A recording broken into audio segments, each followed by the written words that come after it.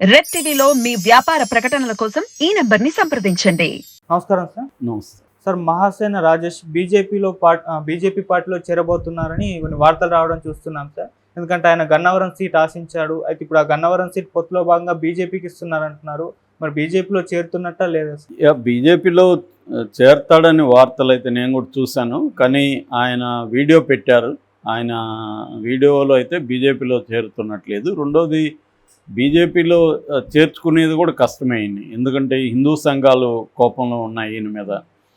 బ్రాహ్మణ సంఘాలు కానీ హిందూ మత సంస్థలు కానీ ఇతనికి వ్యతిరేకంగా ఉన్నాయి. కాబట్టి బీజేపీలో ఒకవేళ బీజేపీ చేర్చుకోవాలని అనుకున్నా కూడా పొలిటికల్గా ఇక్కడ నుంచి వ్యతిరేకత ఇంకా ఎక్కువ వచ్చే అవకాశం ఉంది.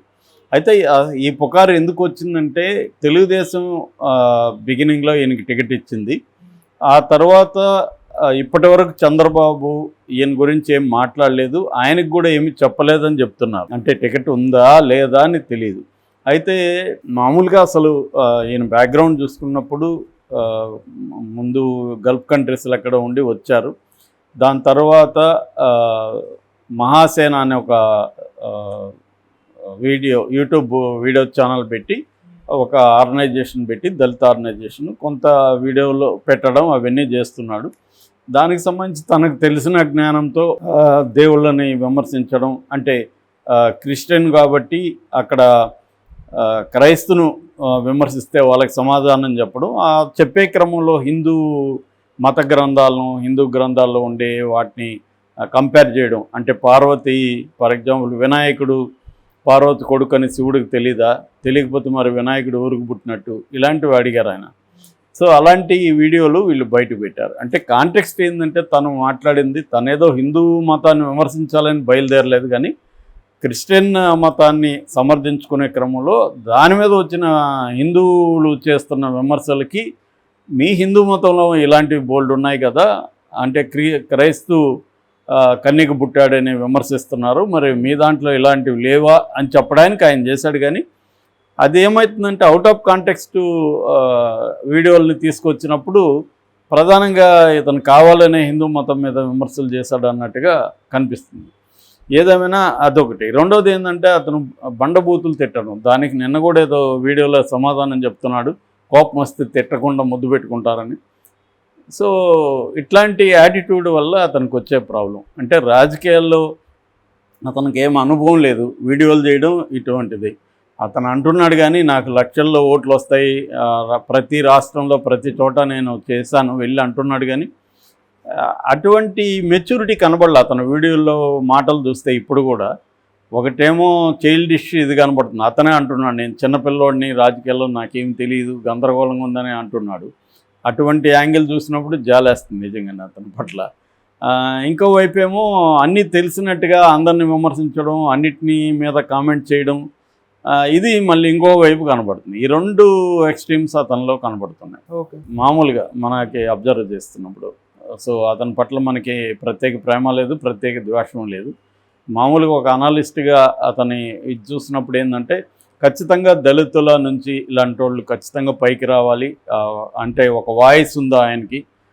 తను ఖచ్చితంగా లక్షల మందిని అయితే ఇన్ఫ్లుయెన్స్ చేయగలిగాడు. ఎందుకంటే అతను యూట్యూబ్ సబ్స్క్రైబర్లు 7,60,000 ఎంత ఉన్నారు, దాదాపు 29 కోట్ల వ్యూస్ ఉన్నాయి, దాదాపు 4,000కి పైన వీడియోలు పెట్టాడు. సో ఆ రకంగా కొంత దళిత యూత్ని ఇన్ఫ్లుయెన్స్ అయితే చేయగలిగాడు. దాంట్లో నో డౌట్. ఖచ్చితంగా అతను ఎమ్మెల్యేకి అనర్హుడేం కాదు. ఎందుకంటే హిందూ మతం మీద విమర్శలు చాలామంది చేశారు. వాళ్ళంతా కూడా ఇప్పుడు డైరెక్ట్గా మన ఉదయనిధి స్టాలిన్ చూసాం కదా, సనాతన ధర్మాన్ని ఒక దోమలు నిర్మూలించినట్టే సనాతన ధర్మాన్ని నిర్మూలించాలని మాట్లాడాడు కదా.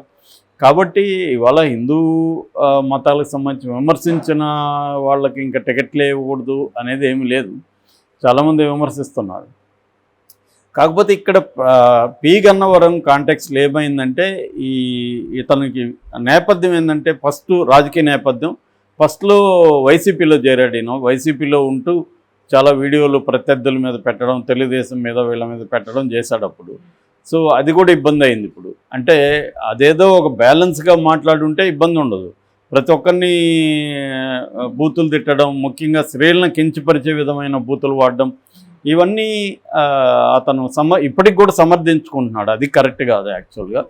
ఒకవేళ మనం గతంలో అనేక తప్పులు చేస్తుంటే దాని నుంచి గ్రో అవ్వాలి, మనం నేర్చుకోవాలి, గ్రో అవ్వాలి, పాత వదిలేయాలి. అవి చేయకుండా నేను 10 ఏళ్లకు ముందు చేసింది కూడా ఇప్పుడు సమర్థించుకోకూడదు. అప్పట్లో నాకు అంత స్థాయి చైతన్యం లేదు, నేను ఇప్పుడు మారానని చెప్తే తప్పేం లేదు.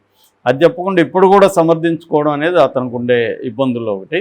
ఏదేమైనా అక్కడ వైసీపీలో ఉన్నాడు, వైసీపీలో ఉన్నప్పుడు వీళ్ళని అలాగా మాట్లాడాడు. దాని తర్వాత వైసీపీ నుంచి బయటకు వచ్చాడు. ఆయన వైసీపీ నుంచి బయటికి రావడానికి ఆయన చెప్పే కారణం సిఏఏ అక్కడ సపోర్ట్ చేసింది అని చెప్తున్నాడు. కానీ అది కూడా నాలాంటి వాడికి ప్రశ్న ఏంటంటే, మరి వైసీపీ సిఏఏకి సపోర్ట్ చేస్తేనే నువ్వు బయట వచ్చావు, ఇప్పుడు తెలుగుదేశం సపోర్ట్ చేయలేదా? తెలుగుదేశం ఏమైనా వ్యతిరేకించిందా? రెండోది సిఏఏ తెచ్చిన బీజేపీ కూటమిలో నువ్వు ఎలా చేరావు అన్న ప్రశ్న ఎవరికైనా వస్తుంది. సో ఇటువంటి ఇబ్బందులు ఉన్నాయి, కాంట్రడిక్టరీ ఇది ఉందన్నమాట. సో ఏదేమైనా వైసీపీ నుంచి బయటకు వచ్చాడు. బయటకు వచ్చినాక జనసేన వైపు వెళ్ళాడు. జనసేన తరపున మళ్ళీ వైసీపీ వాళ్ళని బూతులు తిట్టడం అంతా చేశాడు.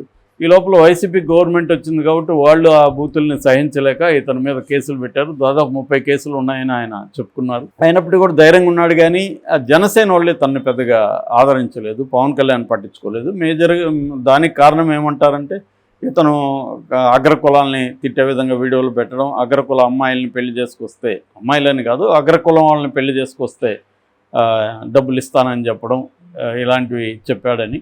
సో రెండవది హిందూ మతానికి సంబంధించి శూర్పణఖ కావచ్చు, ఇందాక చెప్పిన పార్వతీ వినాయకుడికి, ఇలాంటివి చాలా వీడియోస్ ఉన్నాయని.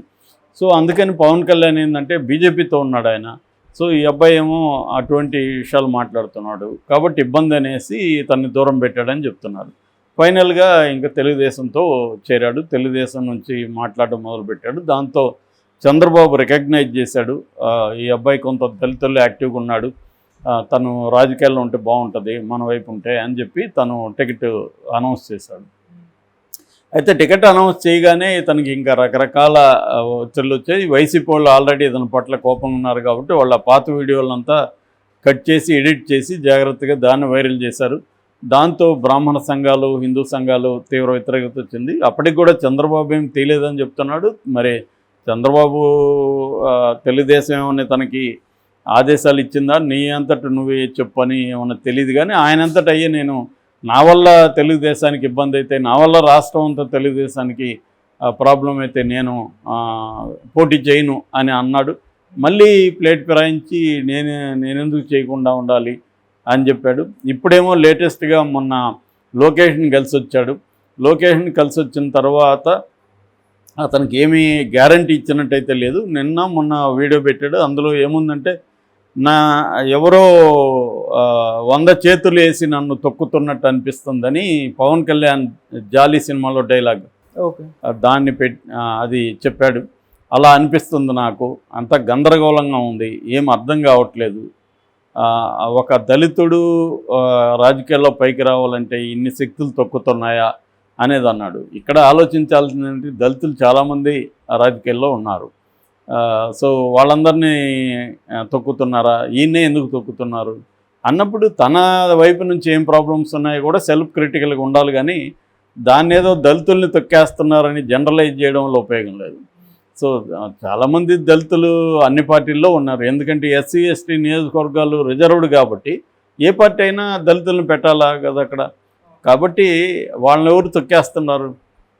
ఇప్పుడు చంద్రబాబు కూడా అనేక మంది దళితులకి సీట్లు అనౌన్స్ చేశాడు, వాళ్ళు ఎవరు తొక్కేస్తున్నారు? కాబట్టి ఆయనలో ఉండే ఇబ్బందులు కూడా తను అర్థం చేసుకోవట్లేదు. ఎంతసేపటికి ఇప్పటికి కూడా నాకు కన్ఫ్యూజన్లో ఉన్నాను, నన్ను ఎవరు తొక్కేస్తున్నారు అన్నట్టుగా మాట్లాడుతున్నాడు. కానీ ప్రాబ్లంను అర్థం చేసుకొని దాన్ని ఎలా డీల్ చేయాలి అనే యాంగిల్లో ఆయనకి ఆ పొలిటికల్ మెచ్యూరిటీ ఇంకా అయితే రాలేదు. అదే అతను కూడా చెప్తున్నాడు, నేను చిన్నపిల్లోడిని అని చెప్తున్నాడు. ప్రచారం ఎందుకు చేసుకోవట్లేదని నా మిత్రులే నిందిస్తున్నారు. నేనేమో ప్రచారం చేసుకోవాలంటే నాకు ఆదేశాలు రావాలి కదా, నాకు టికెట్ ఉందా లేదా కన్ఫర్మ్ చేయట్లేదు, ఆదేశాలు రాకుండా నేను ఎలా ప్రచారం చేసుకోవాలి? ప్రచారం చేస్తే ఒక సమస్య, చేయకపోతే ఒక సమస్య అని దాదాపు కన్నీళ్లు పెట్టుకునే స్థాయిలో ఉంది. ఖచ్చితంగా అతని బాధ అయితే అర్థం చేసుకోవాల్సిందే. కానీ అతను కొంత ఓవరాల్గా సమీక్షించుకొని దీని నుంచి గుణపట్టాలు నేర్చుకొని నెక్స్ట్ లైఫ్లో రాజకీయ లైఫ్లో ఎలా మనం అడిగేయాలనేది కొంచెం సమయంతో చేస్తే ఖచ్చితంగా తనకు ఫ్యూచర్ ఉందని అనుకుంటాను.